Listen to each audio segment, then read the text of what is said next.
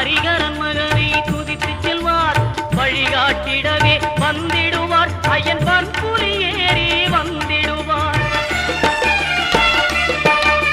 கரிமலை ஏற்றம் கடினம் கடினம் கருணை கடலும்